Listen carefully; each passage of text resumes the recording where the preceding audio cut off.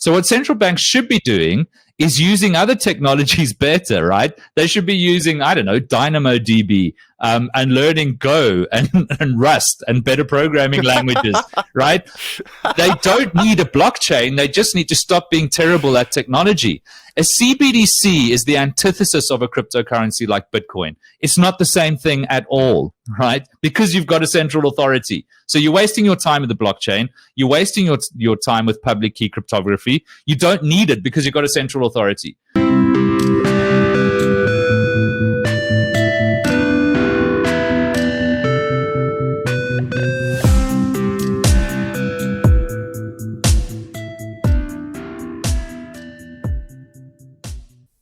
Hi everyone, thanks so much for tuning in to another episode of Chatter. Before we get started, I just have a few quick messages. First off, don't forget to like, share, and subscribe to this podcast. It's the best way that you can help us grow. If you're listening on Apple Podcasts, please leave us a review. It's going to help us rank higher and get more and more views and therefore bigger and better guests. Don't forget right now you can pre-order my book, To the Moon, The GameStop Saga. There are still 4 copies that you can get where you can get your name and the message to the apes put in. Are you trying to quit smoking? Maybe perhaps as part of a smoke-free January or simply to make yourself healthier in the midst of a pandemic? Well, today's sponsor is Nin Zero Tobacco Nicotine Pouches. Nin is a cutting-edge synthetic nicotine pouch brand that's setting new standards for nicotine pouches in the US with its lineup of zero tobacco nicotine pouches. Nin Zero Tobacco Nicotine Pouches are the latest innovation in nicotine technology. Made with TFN synthetic nicotine, Nin pouches are available in 2 nicotine strengths, 3 milligrams and 6 milligrams, and 5 signature flavors. That's citrus chill, cinnamon, cool mint, spearmint, and wintergreen. As a truly 100% tobacco-free product, Nin pouches do not contain any tobacco-specific nitrosamines, which are thought to be some of the most potent carcinogens found in tobacco products. Whilst tobacco-derived nicotine often features a strong, pungent odor and taste, synthetic nicotine is virtually tasteless and odorless. On a final note, we must remember that tobacco cultivation, which is commonly very heavily subsidized, can be very damaging to the environment and is often a process that is highly labor-intensive, cumbersome, and wasteful. So these pouches are better for you and better for the environment. Nin pouches are made for adult users and contain tobacco-free nicotine. Nicotine is an addictive chemical. You find links for everything in the description below. Hello, and welcome to the Ohio Hauntings and Legends podcast. We will be taking you to places you have never dreamt of going. Hundreds, if not thousands of haunted and abandoned locations. We will visit with the paranormal from your nightmares and try to understand the unexplained. Ohio alone has 88 counties within our state, and virtually each one of those counties has a story to tell. Ohio's history is bloodstained throughout its history. We will be covering more than just Ohio. We will cover the state you live in, the country. Trust me. There are thrills, chills, and we are upping the fright factor with each new stop we make. We will be traveling the world, the globe, looking for the strange, the mysterious, and the frightening. Mostly, we will find the unexplainable. Many of these episodes are genuine. Others are legend or hearsay. Believe those that you choose or believe in none. It is your choice. Just get comfortable, sit back, dim the lights, and listen.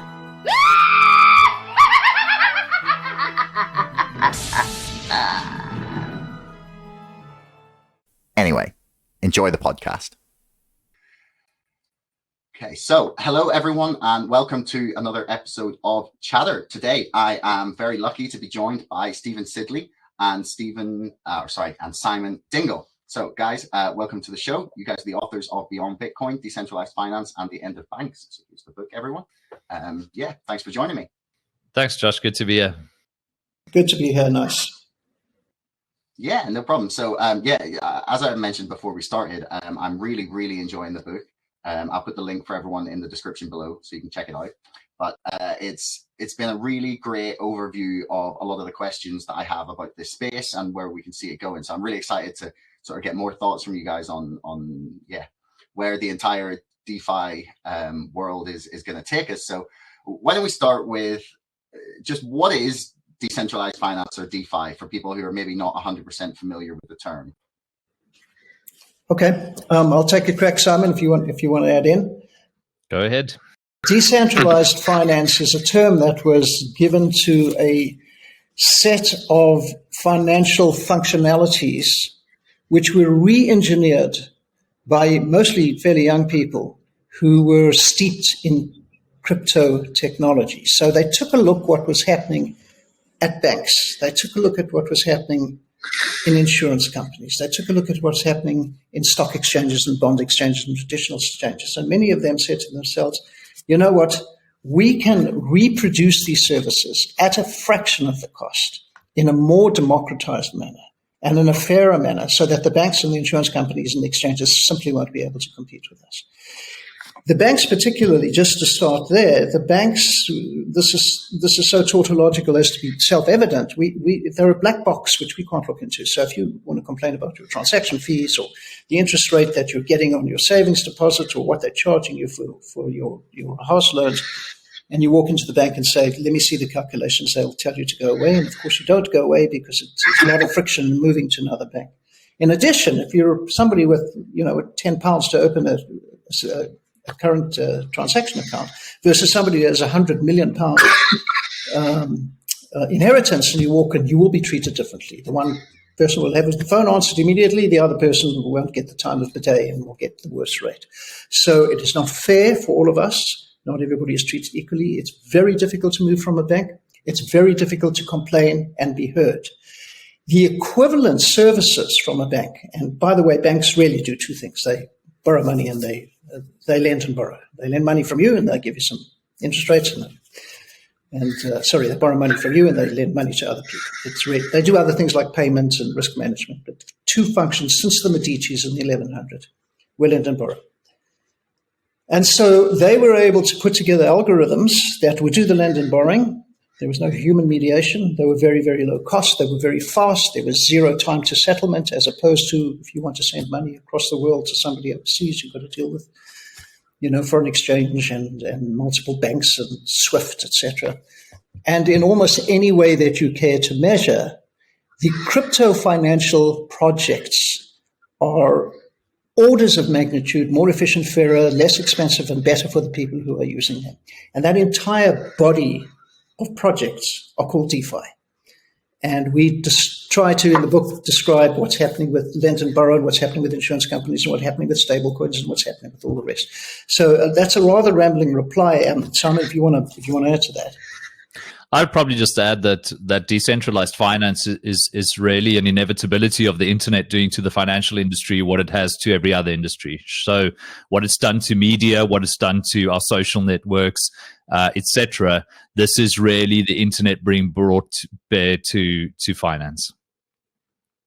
That's an interesting way to put it, because I've had this vague similar thought about the sort of rise of the retail investing market. Where were we?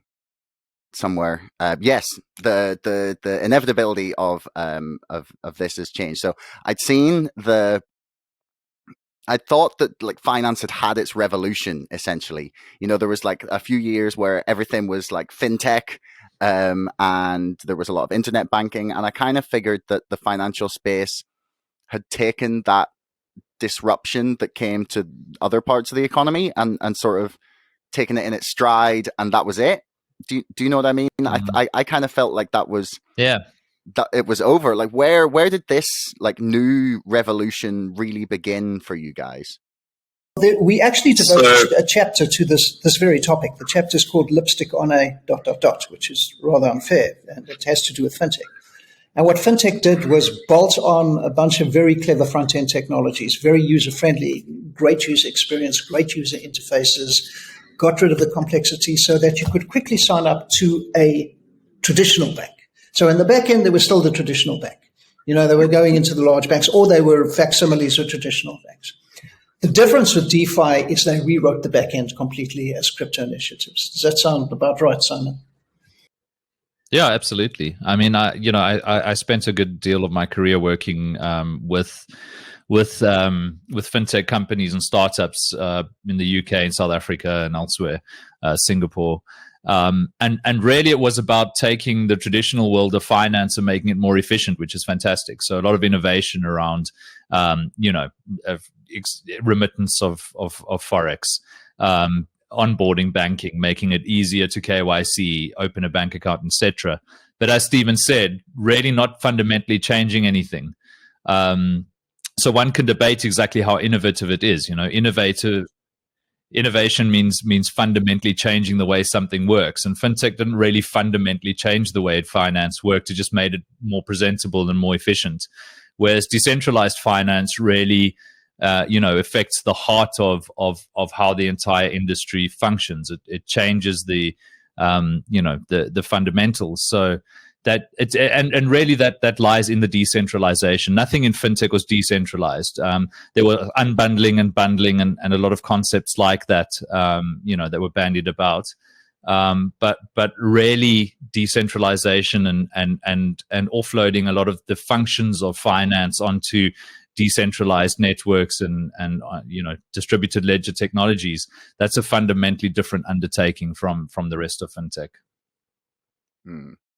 So I guess the question that I'm still trying to figure out, and obviously you guys address this quite a lot in the book, especially early on, is where the line is where banks will still be required, essentially. So to what extent is this going to shrink the financial institutions that we have, or totally subsume some of their operations and practices?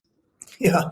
So when we had in the tagline to our title, which is the end of banks, that was somewhat metaphorical. The idea came from a historian by the name of Francis Fukuyama, who wrote a book called The End of History in the late 90s, which was about the fact that capitalism had beaten communism. It wasn't really the end of history. Neither is this the end of banks. But what it certainly means is banks will have to react, reform, and in some cases deform, and in some cases shrink, because there will be new competition. But there is no way that a traditional bank will be able to go into the future without some very wrenching and painful changes. Simon, if you want to. Yeah, I think it's also a question of necessity. It's not, to me, it's not a question of whether or not banks cease to be. It's a question of whether or not you require them to do a set of things. And fundamentally, I think already for a lot of people who are familiar with blockchain technologies, who are comfortable protecting their own keys and have a protocol around that, they don't necessarily require a bank. And so I believe banks will be around in some form or the other, but whether or not they'll be necessary is the real question. And for a lot of people, a growing number, the answer is no, we don't need them for anything. So they may still be there and they may still be serving, some portion of the population, but you can do the things that you would achieve with a bank without them. Yeah, so at the beginning of the book, we went out and researched a couple of celebrity bankers and to try and hear what they were saying about DeFi. There was, I think, Jamie Dimon and the CEO of Bank of America, and they're all, quite frankly, scared shitless of what is coming. In fact, one of them, I think, said, "We're not scared of Bitcoin. We're scared of this stuff because this stuff replaces what we do." And just to give one example of something that's immediately available with very low friction. Okay, I have in a British bank account some money in a checking account which is earning far less than, I don't even know what it's earning. It's probably very close to zero at this point. And that money sits there, and there's not a hell of a lot I can do because all the banks are offering the same low interest rates as a result of the world's financial situation. I could take that same money and I could put it into a stable coin. Now, for your listeners who don't know what a stable coin is, a stable coin is not one of the volatile ones that you read in the newspaper, like Bitcoin or Ethereum or Dogecoin or any of the others whose prices go up and down at terrifying rates. Stable coins' value is pegged to the dollar or another currency. And I can immediately and within seconds be earning 11% and higher on that. If you compare 0.1% of a checking account and a zero friction, zero risk way to get 9, 10, 11, 13, 15% from one of these DeFi initiatives, that is a mouth-watering prospect, not only for the retailer, but for any institution. They're going to say to themselves, well, got all this money in the Bank of England. I can take it out and I can give it to Compound or AAVA or Curve or any of the other ones, have it zero risk because it's in a stable coin, and be earning 10 times or more as much interest rates. That is a real prospect on the table right now, and it is a low-risk prospect. What would people specifically be doing with the stablecoin to be earning 10 or 11%? Just for people's, are they going to be staking it or? Go, Simon. Yeah, I mean, they would be putting it to work in decentralized money markets that in some ways are similar to the way traditional money markets would work and earn a yield. So there are various strategies for how that's achieved. One thing they could do is they could enter a protocol like Compound or Aave, and they could be providing collateral that is then used in lending mechanisms to other users. And this is one of those things that's sort of abstract to talk about, but there's an aha moment that happens when you engage with these protocols that, to me, is similar to the first time I used Uber. And this is prevalent in the US specifically, where I was in New York and I was an early user of Uber. I was invited to try out the platform in some cities. And I was telling a friend in New York about it, and he said, well, why would I use this? We've got excellent taxi infrastructure in New York. And he was like, look at this. And he stepped out into the road and put up his hand, and a taxi cab stopped, and he got in, and he was like, see you later, stupid. And he was off. And I got a call on my phone 2 months later, and he was like, holy crap, I've just downloaded Uber and used it. It's the most amazing thing I've ever seen. And it's one of those things where you kind of have to have the experience yourself, because it almost sounds ridiculous until you have that experience and see how much better it is. But you can come to a protocol like Aave, for example, and you may have some Ethereum that's worth X amount of sterling today, and have a requirement for cash. You can lock that asset into this protocol as collateral, and you can take out a loan against it.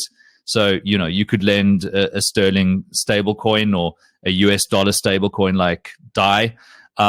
You then walk away from that loan, and you've got your stablecoin that you can go and convert into cash, into a bank account, use it for whatever you need.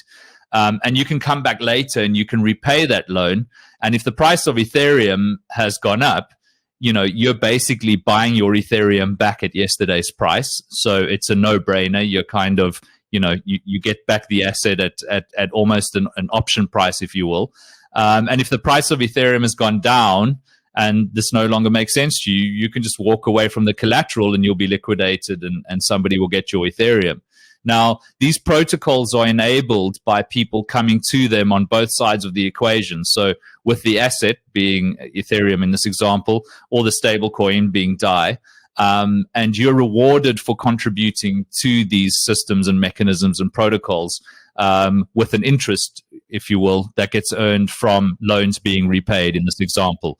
But there are various mechanisms where staking collateral or providing an asset into a protocol will get you a reward because it's being used in some way. Yeah, I want to give another example of a very famous DeFi protocol that is doing something that is not a replication or a more efficient replication of what we see in today's bank, but it's a product that a bank cannot do. And it was developed by one single person. He happens to be South African. He was a computer programmer. His name's Andre Cronje, and the DeFi initiative is called Yearn. And he took a look around. He was kind of in the space a couple of years ago, and he saw what was going. He saw these DeFi protocols and initiatives that were paying good interest rates. But some of them would be paying very high today, 26% today, and they would drop a few days later, and the other ones would be different. They were all popping up, and they were all paying different interest rates. So a little piece of code at the top that snuffed around the landscape and chose the highest interest rate and dropped money in there. And as soon as that interest rate starts dropping, it pulled it out and moved it to another DeFi protocol with a higher interest rate. So it kept your interest rates as high as they could possibly be. The phrase that he uses for Yearn is it was the world's smartest savings account. Now, in the world of real people who have bank accounts, there is no way that you can have your money in Lloyd's and decide that the other bank has a better interest rate and pull it out for 6 hours and put it over there and then pull it out and put it somewhere else. the mud in the system, the bureaucracy in the system, not only makes it impossible, but the banks make it impossible or very difficult to withdraw. So yeild is a protocol that has no equivalent in the traditional finance world. And there's lots of that sort of stuff going on. That is a genre of DeFi protocols called yield farming, where you look for the best yield, as opposed to buying something like Bitcoin or ETH and hoping that the price goes up. It's an entirely different separate set of expectations that the user has. And some of these yields are over 100%. Obviously, that's not sustainable forever. But I'll give you an example from my own portfolio. It's related to yeild, and in the past year I've earned 50%. Now, where am I going to earn 50%? Anywhere. Today, and it's a real 50%. So I'm going to withdraw tomorrow, pay my taxes, and I walk away. Yeah, I think it is important to add, however, Stephen, that there is a lot of risk involved in these protocols. It's early days, and some of these yields, the way that they're presented can be deceiving, because your yield will be calculated and presented to you in a token that the protocol is, generating itself and paying to you, and so. The yield you're receiving is very real if the protocol token manages to maintain its value. But of course, these tokens are volatile too. And so the actual reward you're getting could be negative. It could be massively positive. But I think, it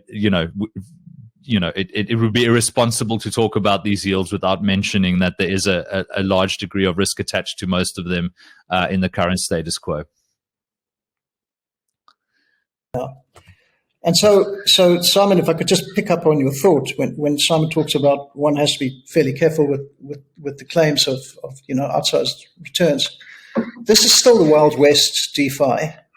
It's not ready for prime time. In order for somebody who's got another job and is not in the crypto business to understand at depth how all these protocols work is a very large undertaking. So there is still a gap between the people who know how to wrestle this machine to the ground, and there are people out there making absolutely, the best way to do it is insulting amounts of money because they know how to wrestle the machine. And then there's the rest of us who know something's going on. And as these DeFi initiatives mature, particularly from a user experience and UI point of view and an explanation point of view and a risk management point of view, you will find more and more people on the retail having the courage or feeling comfortable by putting the money in there. Yeah. I think another important point to add before we move on is that these kind of yields would be possible in traditional finance, but would be incredibly time intensive and laborious to execute. So if you spent all day seeking out arbitrage in financial markets, trading one currency against the other and then moving currency into a bank account in another country so that you could execute a trade on a market where there was a massive arbitrage, etc. There are a lot of things you could be doing in the traditional financial world that would get you those kind of yields. But you'd literally have to be at it 24 hours a day. You'd need access to banking in 24 countries, if not more. And a whole set of other parameters that your average human being just would never be able to get into. Whereas in the world of decentralized finance, much of these processes are automated. Access is permissionless, so you can have whatever you want in the world of decentralized finance, so long as you're technically capable of understanding and executing on whatever it is you want to do. And so an incredibly complicated set of trades that would take 3 weeks, cost a lot of time and money in the traditional financial world, can be executed in DeFi in seconds. And so I think a lot of that kind of shock and awe that you get when you see these yields and go, how is that possible that somebody's making 50% a month? Well, they could be doing the same in traditional finance. It would just be really difficult. And so, it's akin to many of the things we achieve on the internet today that seem miraculous compared to what was possible 20 years ago. If I go, hey, Josh, I've got a picture of my cat and I'm going to get it to you in 2 seconds in 1980, you're like, dude, sure, if it's black and white on a fax machine, but otherwise you're going to have to get it on a plane, you're going to have to fly it to me overnight. This can't be done in 2 seconds. It's just not possible. But with the internet, of course, it is. And so I think a lot of decentralized finance, when you say to people, I'm earning 50% in this really complex set of protocols that are seeking out the best strategies of, arbitraging or trading or whatever it may be, people go, yeah, that's just not possible because they're thinking in terms of traditional finance. But when you apply, internet scale and speed and what's possible with smart contracts into what's happening here, then it's like, yeah, well, of course you could do that. So do you see, you talked in the book actually early on, I think, about banks and trust as like their one of their main functions. So do you see that trust aspect as being the thing that will remain, and what will be lost will be everything that can be automated essentially by smart contracts and other little bits of tech? Is the trust part the thing that the banks will still have, and the sort of like anything that can be automated will, and sort of DeFi will take over that side of finance? So I want to just say a few words about this, and then I want to hand over to Simon, because he actually wrote a book whose title was In Maths We Trust. So he'd also done quite a lot of thinking around this. But it turns out that banks have been able to gain our trust since, again, about the 11, 12, 1300s, since the Medici banks, which were the first modern banks, in that they said, bring us your valuables. We promise we'll keep them. We won't steal them. You can come back and get them any time. Sooner or later, they learn to loan out of that stuff to other people without any risk involved. And they built up an enormous amount of wealth. Banks became the center of economies and nation states. So when you walk into your bank in downtown London, which is this marble behemoth, and the Mercedes and the basements and the huge art on the wall, what it is trying to do is look how well we are doing. You can trust us with your money, otherwise we wouldn't be able to have this thing. Of course, they avoid the whole topic of you're paying for the building and you're paying for the paintings on the wall. The trust has been earned by them because they don't lose your money. That's true. And they get your payments done and they're able to transfer, et cetera, et cetera. I see we've lost Simon for a second here. Yeah. Okay. Maybe he'll come back. Yeah, I'm sure he'll come back. So that trust is valid in banks, and we pay for that trust. How do we pay for that trust? We pay for that trust because they take a little piece of every transaction or every deposit we make. When crypto came along and the trust was devolved from a brand and the experts who work in that band, the bankers, the people who work over there, when it was devolved into a piece of mathematics, it turns out that the best trust of all is to trust no human beings because they make you pay for it. The smart contract, or the little program that is exercising the financial transactions or the financial projects, is math, and math does not require trust because it's embedded in the algorithm itself. Simon, you've thought more about this than me, so... Yeah, I mean, it's fascinating because if you think about it, this is really how we used to conduct transactions and trust in ancient societies. If you go back to the way that money worked in early tribal societies, because we've really had money for as long as we've had language, just about, as human beings.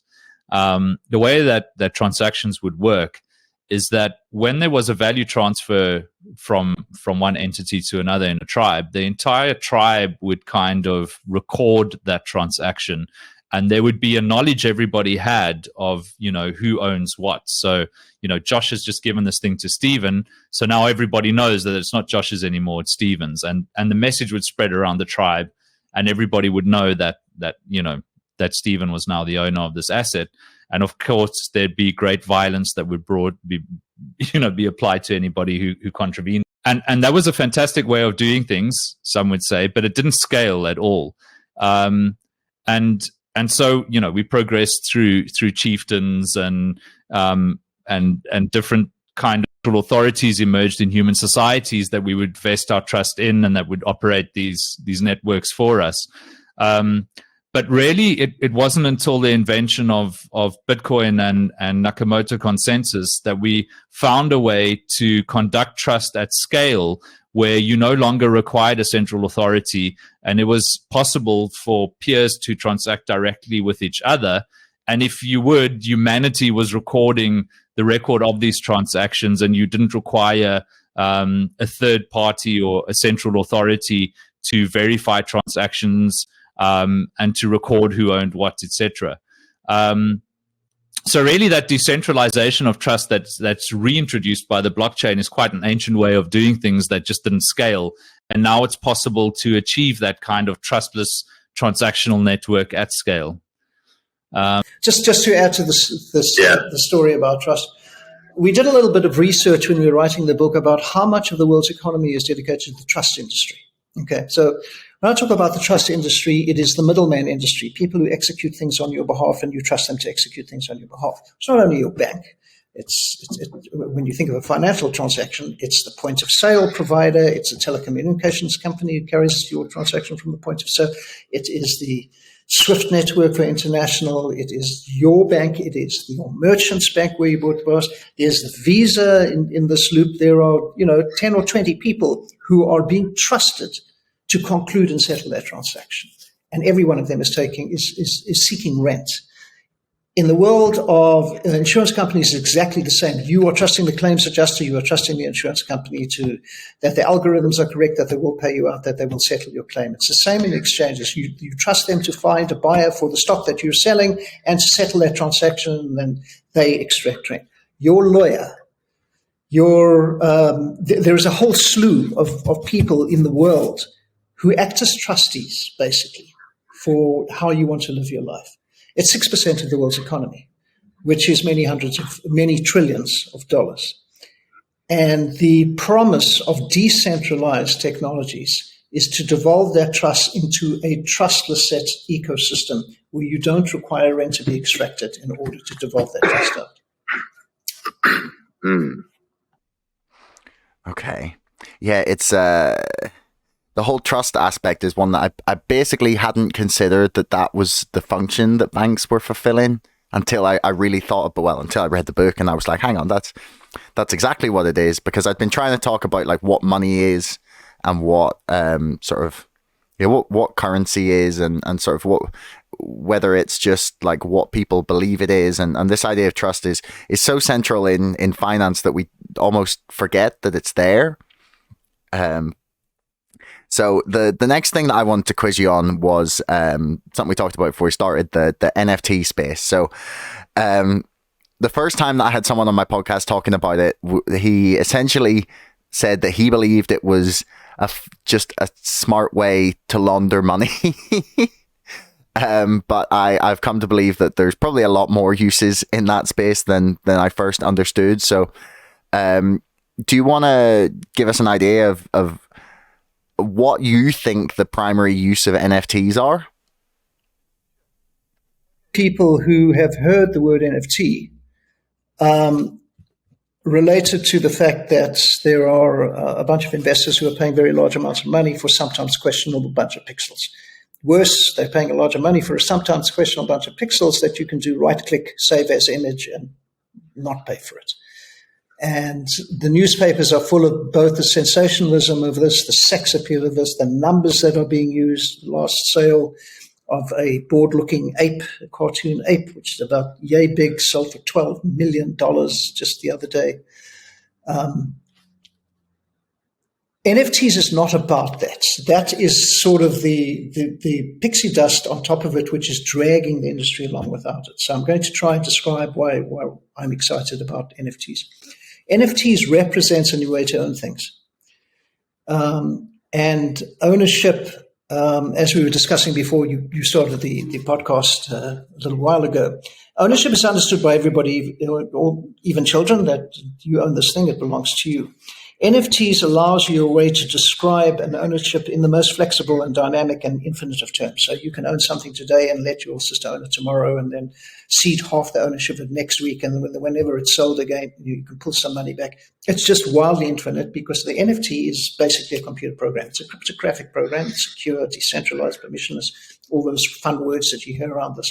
But it is a certification of ownership, and the nature of that ownership is utterly flexible. Now, how does this compare with the ownership that we know in the real world?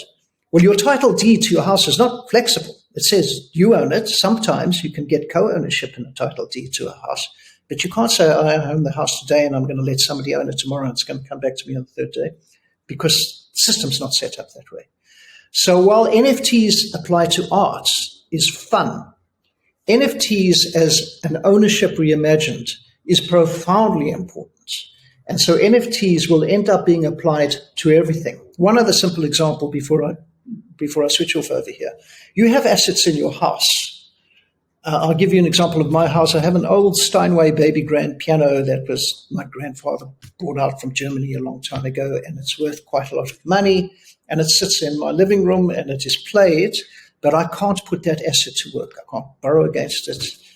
There is no certification of ownership. In the world of NFTs, I can apply an NFT, I can bind an NFT to that piano, and I can go out to a site right now called DeFi, and I can borrow against that Steinway baby grand.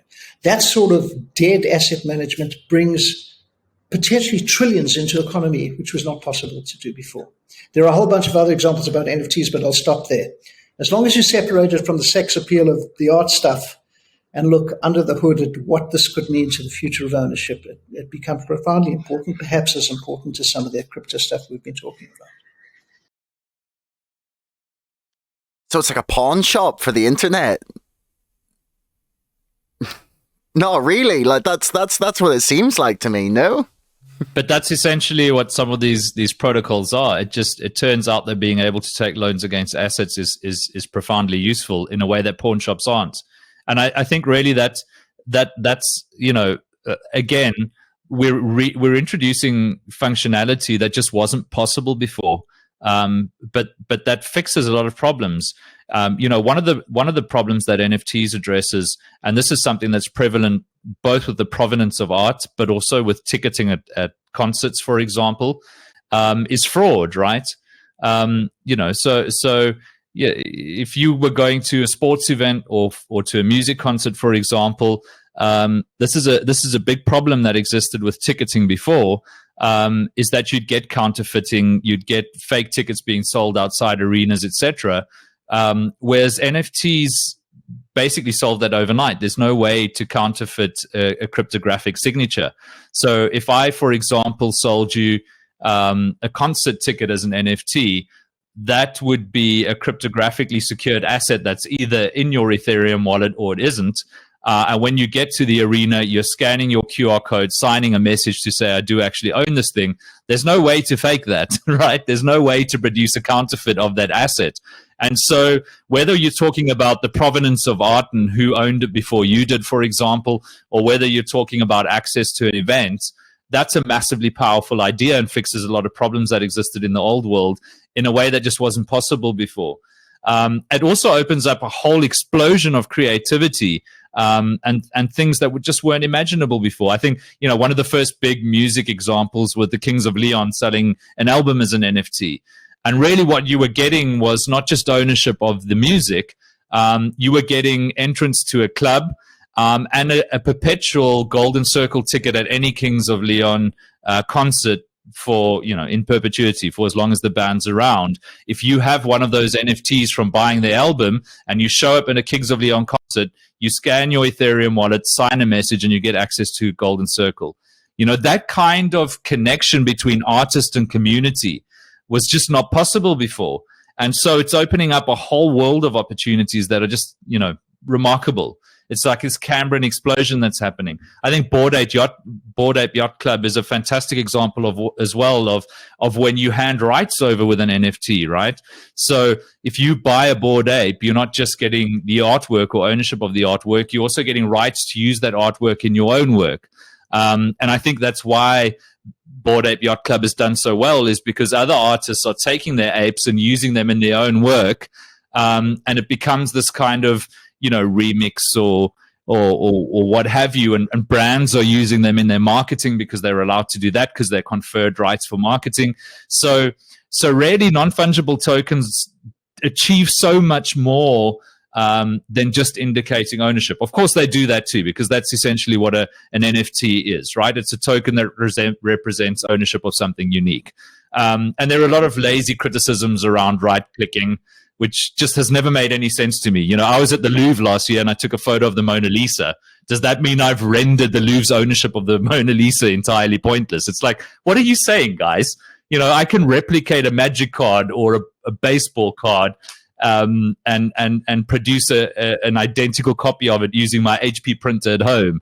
You know, that doesn't mean that the original doesn't have value to somebody who imbues it with that, because that's really what value is for human beings, right? It's something we choose to give an item, a work of art, a passage of music, whatever. It's, of course, none of it makes sense in the greater scheme of things. The universe doesn't compute any of these things. But it's just such a lazy argument to bring to, especially art NFTs, to say, well, I can right click and save it. Yeah, well, you can take a photo of a painting too. You can replicate a statue. Exactly are you saying? There's one more application of NFTs that bears mentioning here, because it's the one that has got the art community. When I talk about art with a big A, so music and the rest of it, very, very excited. One of the great bugbears of creative people throughout history is that when the creative work leaves their fingers or their mouth or whatever, and it gets sold to somebody, that's the lost revenue they see. So you sell a piece of artwork, and even though there are laws saying that resales should bring a royalty back to the original artist, they are never put into practice and very difficult to prove. So you've got artworks that you get to sell only once. Most artists sell their artworks only once. With an NFT, part of the program that's attached to the NFT, part of the smart contract, the NFT contract can say, every time this work is sold, the NFT does not settle and close until X% of the sales price is carved off into Ethereum wallet and sent back to the original artist, which unleashes billions of dollars that never get back to the original artists throughout history, something one couldn't do previously. Yeah.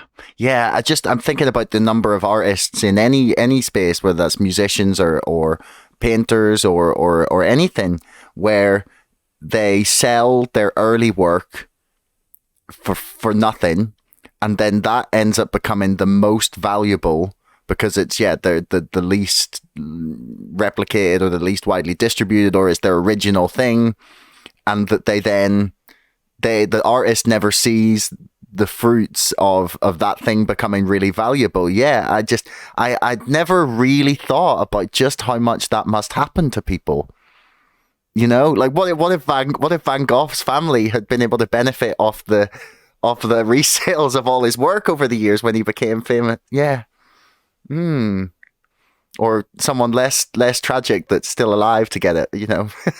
There was a podcast that dropped recently, Freakonomics, which is a 3-part series on art. And Dubner interviews, or he plays a clip that happened in the 1960s at an art opening, in which the artist had sold a painting for very little money, and he had since gotten famous, and now that painting was worth 1,000 times the original price. And he was screaming at the seller, saying, "I didn't get any money from this. How dare you?" And there was nothing he could do. You know, that's the way the world worked back then. It changes with NFTs. Yeah. So the thing that when you started talking about the tickets being sold outside you can't sell fake tickets basically outside and get away with it in this world.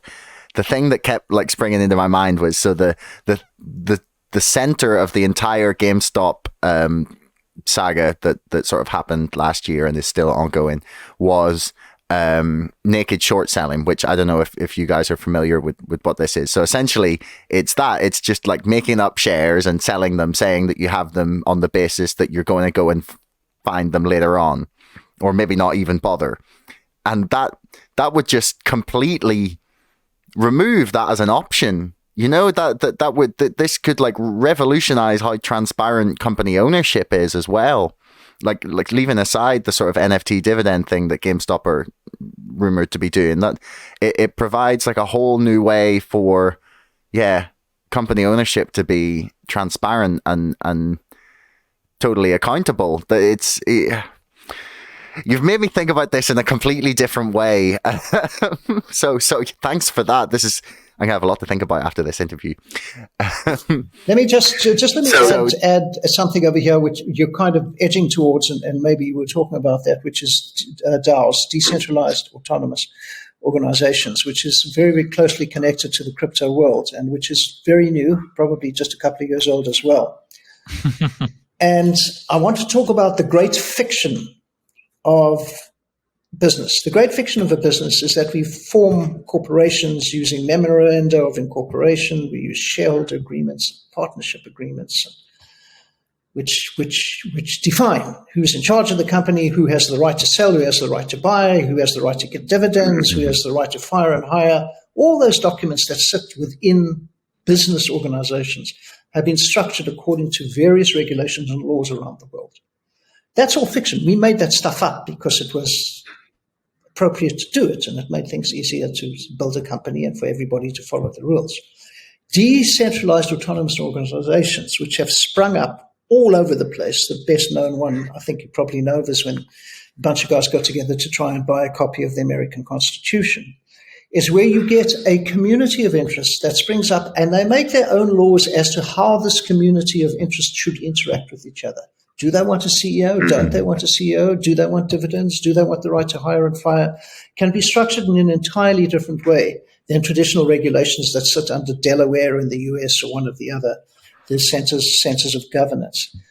And there is one venture capital company in Silicon Valley, I forget which one, who traditionally would give money to a startup and then give a second round to the startup, and then Series A to a startup, and then finally it would go to public markets. It's the standard funnel that they push these companies in. All of them with a lot of those documents about shareholding and governance and boards of directors, etc., who have said we're not doing this anymore. From now on, everybody we're investing in is going to be a decentralized autonomous organization. They're moving the entire investment strategy into the DAO world and away from the traditional VC world. So this is another upcoming set of technologies closely connected to crypto, closely connected to DeFi, partially connected to NFT, depending on circumstance, which is going to be a major game changer. And it's still in the very definitional phase, like the buying the American Constitution example from a couple of months ago. Yeah. Interestingly, the head of the hedge fund that is at the center of the GameStop thing was also involved in that attempted bid of on the U.S. Constitution. That's correct. Yeah, the Constitution DAO. Yeah. So Ken Griffin, the head of Citadel Securities, was also bidding on it. So there has been, the last year has brought this outrageous rise of meme coins, Dogecoin, then there was SHIB, and there's been just that entire altcoin space just absolutely exploded in the last year.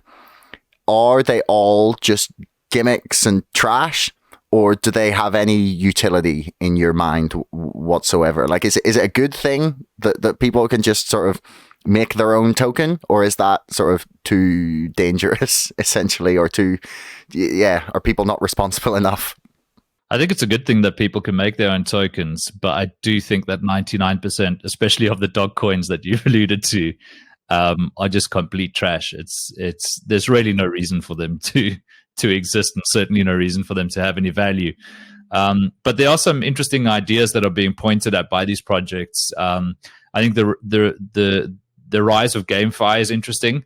So seeing, the impact of decentralized finance and crypto and NFTs to the world of gaming, something there's a massive backlash against at the moment. It's actually quite crazy how vehemently anti-NFTs I think a lot of the gaming community are. I think there's a lot of misunderstanding, especially around resource consumption. But barring those few exceptions where there's something legitimate being tried to add value to gaming or whatever it is, the majority of these dog coins are just an absurd waste of time and energy. And in some, in the biggest example, they were started as jokes. I mean, Doge was started literally as a joke. It was, poking fun at cryptocurrency.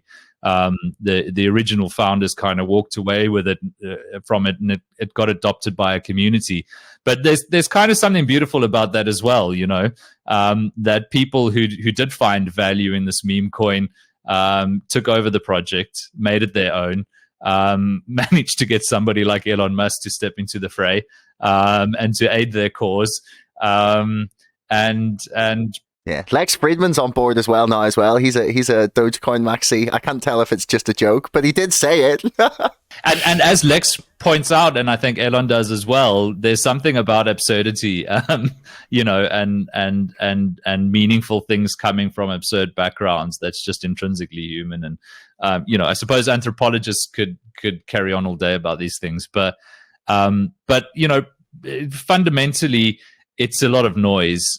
I always talk about it as a Cambrian explosion. We needed a Cambrian explosion to be here today. We needed all of this weird crap to crawl out of the ocean 3 billion years ago to try experiments on what it meant to be living on land so that we could get it right. And I think it's the same with any new technology or, any new field of innovation, any new frontier. You need a Cambrian explosion. You need lots of experiments. You need a lot of crazy ideas. Yeah, of course, most of them will fail. I don't think any industry escapes the Pareto principle.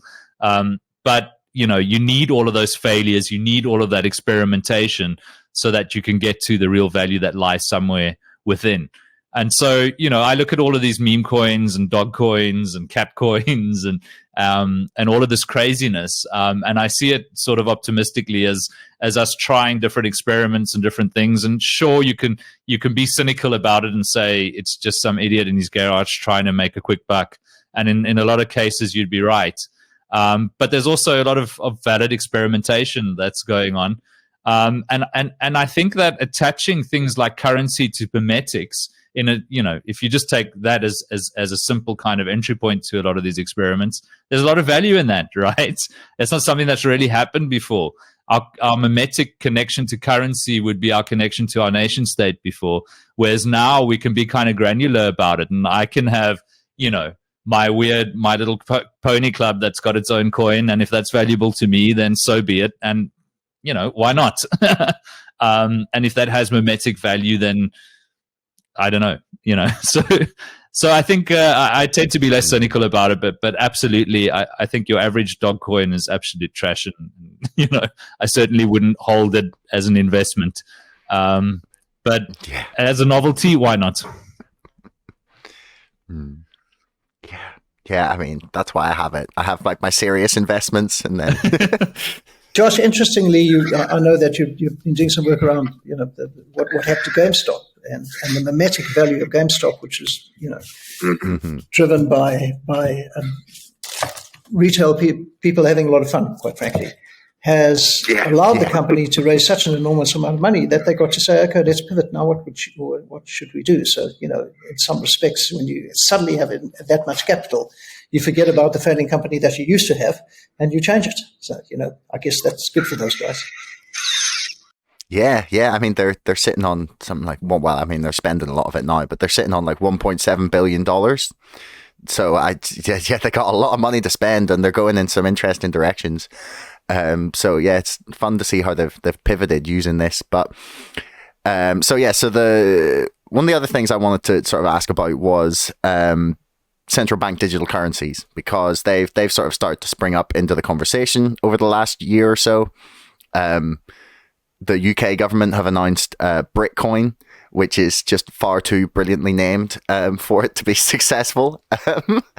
But the thing that I've been trying to work out is like, what is the use case for these central bank digital currencies? Like, what is the underlying value that will make me say, yes, I will use your coin, Bank of England or US government? Or will it literally just be the government says you have to do this? Because for me, a lot of the other sort of coins and tokens and things that I at least have some understanding of are, I see there being a value in whatever way that the architecture of said coin or token is arranged, or the fundamental underlying base of it, like things like, just say Bitcoin, I understand that the use of it as a store of value, or Ethereum, I understand that it's got, it's sort of allowing people to stamp things on the Ethereum blockchain, I understand the use cases, but for central bank digital currencies, I don't really see what will attract people to them and what will sort of make, other than just the government saying, well, this is it, this is what you're using. So there are two sides to the value equation. The one is there is a value to the central bank. And then secondly, what is the value to the retail citizen who wants to use them?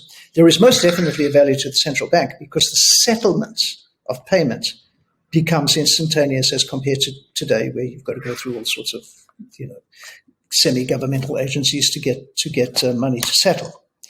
So they want the digital currency for two reasons. They want the digital currency because it settles so fast.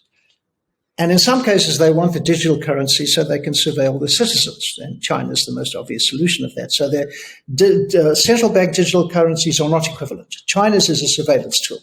We get to see what you spend, and we get to give you black marks if you spend it on the wrong thing. Let's take a hypothetical case of a country that has just a pure replicant of its currency in digital form. It's good for the central bank, it's fast for the commercial bank, and it's probably going to be very easy to use for the citizen. The problem with all this thing is it was invented by the crypto community. Not only was it invented by the crypto community, the stable coins that currently exist in crypto, and there are 5 or 6 big ones, Simon has mentioned DAI, there's Tether, there's USDC, there's a bunch of others, are hardened over years. They are bug-free. They work. The processes have been ironed out. And now you get 120 companies all doing their own central bank digital companies, and some of them, there is no question, are going to get hacked.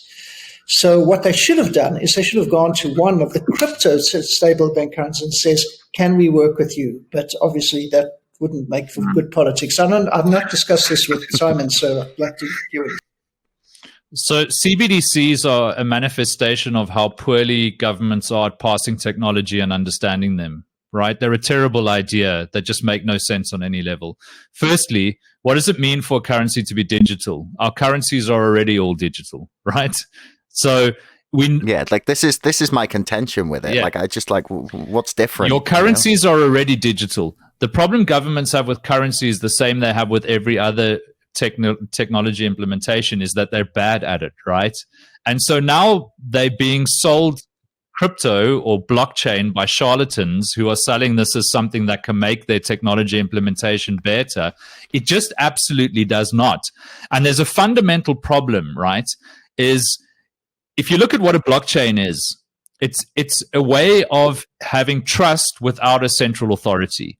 And that's why you need all of this resource consumption. Now, blockchains don't use nearly as much, electricity and other resources as some media outlets would have you believe, but they certainly do use a lot. And that's because it turns out that building a trusted network without a central authority requires a lot of extra work, right? So in the case of Nakamoto consensus and Bitcoin, you need proof of work so that you can trust the network, and so that can be trustless. You don't need central authorities. The moment you have a central authority, you don't need to do all of that extra compute because you just have to trust the authority. You no longer have to trust the network, right? So the moment you've got a central bank, which is the authority in your currency network, blockchain technology becomes absolutely moot. It's completely unnecessary. So what central banks should be doing is using other technologies better, right? They should be using, DynamoDB and learning Go and Rust and better programming languages, right?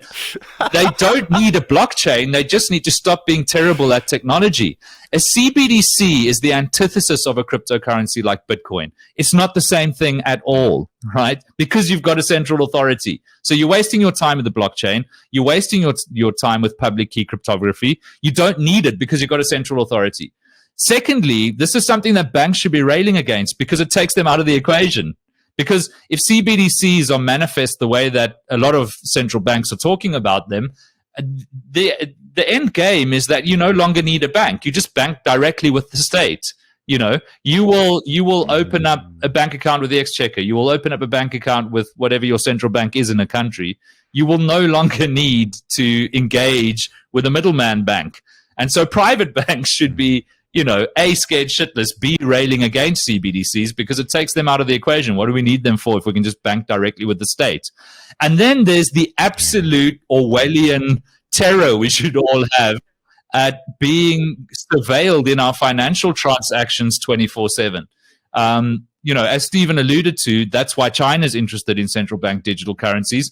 But don't think that Western governments aren't as interested at being able to automate, tax deductions, for example, or to see exactly what you're spending and where. So CBDCs are terrifying, unnecessary, a terrible implementation of technology. If they are delivered, it'll, as governments do, it'll be probably decades, not years, before we see any of these things. And hopefully they'll fail because they're a terrible idea. Do you think they're even capable of keeping up with this space in a way that would allow them to control it like that? Well, that's because that's the other question I really have. It's just like, are they? They're getting the talk about, like, I don't know. So I spoke to Greg Foss. So he's a former trader who became like a Bitcoin maximalist in Canada, and so he's been doing talks with a lot of government officials over there, and he's just talking to them about Bitcoin, and I'm like, these guys are so far, but like, can you picture like having to sit them down once a week and explain all the developments that's no, but really, can you see that happening? Like you're trying to explain like NFTs to like 70-year-old politicians who don't have a smartphone, and that's not to disparage them for not having a smartphone. They're just not in a position to like legislate or have any say in this space, but like I'm skeptical they can even grasp it enough to keep up. Look, it's unfair to pick on Canada because they're notoriously bad at financial technology, right? Like banking in Canada is literally like Stone Age, technology. But you raise an interesting point, which is that however central banks do execute on their CBDCs is not going to be compatible with the rest of the crypto industry. I can't imagine any central bank rolling out a currency on the Ethereum blockchain that's compatible with Uniswap, for example, and other DeFi protocols. So whatever they do is going to be bespoke. As with all, government technology, they're going to get in consulting firms that are going to sell them up the river with buzzwords. They're going to get a terrible, over-engineered implementation of something that isn't compatible with anything else. It introduces immediate legacy issues. And that's why as much as I think CBDCs are a terrible idea and antithetical to cryptocurrency, I think they also need cryptocurrency to operate, because your stablecoins, for example, would they'd be complementary because they would allow you to have that currencies represented in the world of DeFi and crypto in a way that CBDCs just won't. So yeah, I kind of agree with the gist of what you're saying. It's going to take a long time to sell the idea. It's going to take even longer to introduce anything close to clear thinking on it with the bureaucrats and politicians that need to get it done. And even then, it's going to be an echo of what a cryptocurrency stablecoin is in terms of utility. Just to add to this, there's a real danger here in the description you gave of the 70-year-old legislator who can't use a smartphone. The legislation and the regulation around the entire cryptocurrency ends up on the desks of those people. Not to say that they're all 70 and can't use smartphones. There are younger people who know a great deal and they have advisors. But what's happening around the world, if you take a look at the different regulatory regimes that are trying to form rules in order to try and shepherd these cats, these crypto cats, is that you are getting ham-fisted, well-intended, but ill-consequenced regulations, non-compatible with other countries, non-compatible with other technologies, non-compatible with fiat technologies, just a knee-jerk reaction going on. This is what's happening in Turkey. In Turkey, what they're doing is they're trying all sorts of things to stop people buying Bitcoin, and they're ruining the economy. So the real danger of the speed at which crypto moves versus the speed at which government moves is that you get bad regulation. That's a real danger. Yeah, that's going to have to be one to watch out for. So in that sort of vein, do you think this revolution in the way that finance operates is inevitable? Like, is this just going to happen, and that there's nothing the big banks can do about it, that they're going to sort of lose their power and just, happily stand back and give up some of their monstrous share of the economy? Because I struggle to see that will happen sort of happily, shall we say. Did they bring it on themselves? Like, is this just the consequence of I don't know, I think probably like 40, 50 years of an increasingly predatory financial system? Yeah, I don't think they brought it on themselves particularly. This is just the march of innovation, particularly young innovation, people who have the freedom to think up new ideas and try them at very low cost, which is what's happened in this case. Is it going to be noisy and chaotic and painful? There's no question. Is it going to succeed? DeFi and crypto-related initiatives, I've bet my career in it, so is Simon. I think there's absolutely no question that this stuff is going to triumph. The form in which it will triumph will probably be some weird evolution of banking and financial industries finding some meeting point and growing into each other to form some beast in the future, so that in 2040, there'll probably be some meld of the both technologies, and we'll all be looking elsewhere for our fun. I don't know if you agree, Simon. It's interesting that a lot of the work being done in DeFi is being done by ex-bankers and people from financial institutions, from the traditional financial world. I think perhaps that's because what's possible here just makes intuitive sense to them in a way that doesn't to your average software engineer. But if you look at a lot of the most prominent DeFi protocols, they're being led by people who come from the traditional financial world and who have seen the writing on the wall. It's also interesting when I do engage with bankers and when I go and do talks at financial institutions, how open they are to these things. And you're starting to see them embrace it in some ways. So, for example, Visa is experimenting with settlements on the Ethereum blockchain using the USDC stablecoin and others. That's a DeFi undertaking. And so, as always, things will be messy and complicated, and there'll be a lot of nuance required in talking about it. There won't be any binary decision making. Some banks will be against it, but already, you've got banks in the UK that are allowing you to trade Bitcoin OTC from your account with them, and starting to hold cryptocurrency for Straight you. Yeah. So for example, you can buy cryptocurrency using your Revolut account as a simple example, right? And you can hold cryptocurrency with Revolut. Oh, yeah. There's some of the traditional banks that are piloting these things as well. Unfortunately, I can't mention names there because these are projects that I've been exposed to that are under wraps.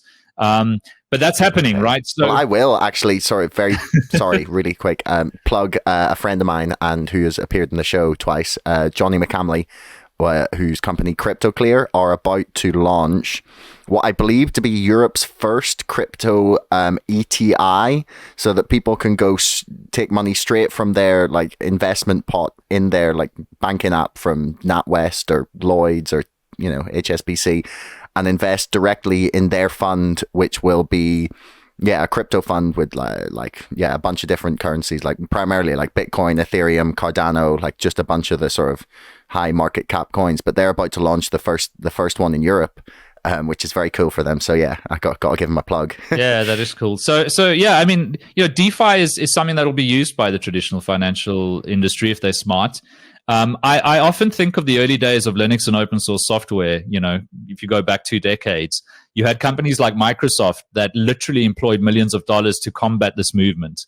And Microsoft famously had an advertising campaign called Get the Facts. And they plastered billboards, they placed advertorial, they ran television adverts, just, trying to kind of smear Linux and open source and going, look, the stuff is insecure. Who's going to support it in your company if you adopt it? It's a terrible idea, just railing against it. Skip forward 2 decades, and Microsoft is now arguably the biggest single proponent of open source software. If you download Windows 11 or previous versions of the latest Windows 10, you actually get the Linux kernel shipped with it, right? You've got the Windows subsystem for Linux. Microsoft has embraced this, and I'd argue that's why Microsoft is still around, and so many enterprise technology companies that insisted that the stuff would go away if they fought it hard enough aren't. And so I suspect there'll be two kind of financial institutions in the future. There'll be the financial institutions that see the writing on the wall, that see where things are going, that embrace this technology, and there'll be those that rail against it, and we won't be talking about them in 2 decades. Okay, well, guys, I really, really want to thank you for your time. It's been an absolute pleasure to be able to chat to you both. Definitely learned like an absolute ton just from talking, and I'm sure I will as I continue to finish your book, Beyond Bitcoin, Decentralized Finance and the End of Banks. Everybody go check it out. So is there anything else you would like to sort of plug or add or finish up, like final thoughts for listeners and viewers?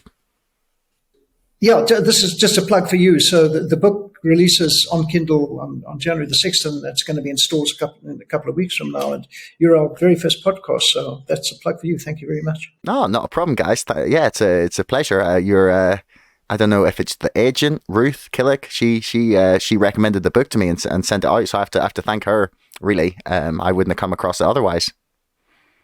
There we go. Thanks, Ruth. Thanks.